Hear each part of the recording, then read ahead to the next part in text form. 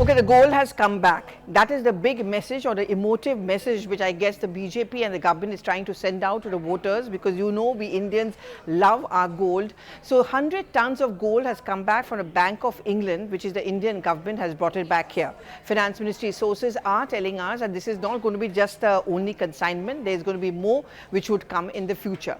But apart from the emotional appeal or the emotive factor, what is it that this return of gold means?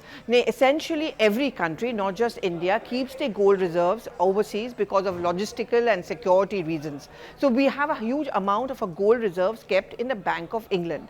Now in 1991, because of the financial crisis, a large amount of our gold reserves were pledged overseas so as to bring about a semblance of fiscal stability in our country. Now since 1991, this is the first time 100 tons of gold reserves has come back from the Bank of England.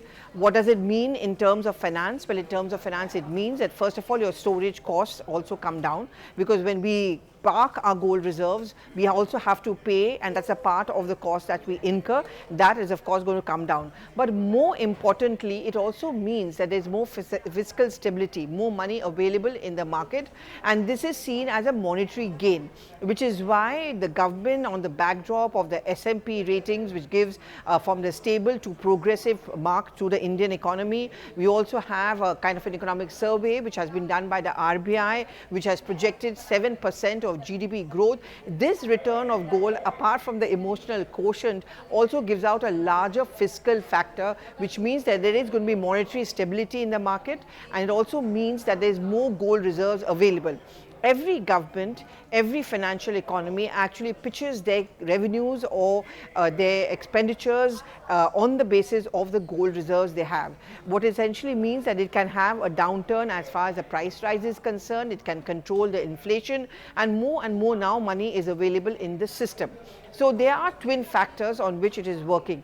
Now I remember in 2014 when the UPA had lost, but in the transition period between when the NDA had taken charge and the UPA was giving up charge, they had come out with this 80 to 20% kind of a revenue concept as far as the gold reserves are concerned.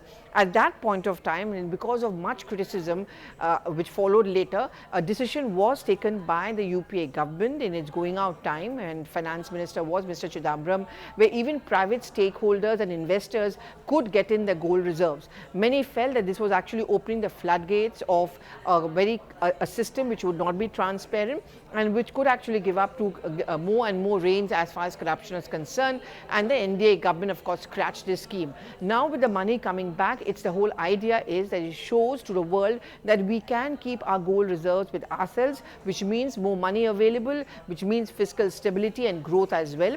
And politically speaking, the BJP would certainly want to use this as a huge thumbs up just ahead of the last phase of the Lok Sabha elections. But then more importantly, since Indians love their gold, this for them also it means that Sona Vapas Aa Gaya.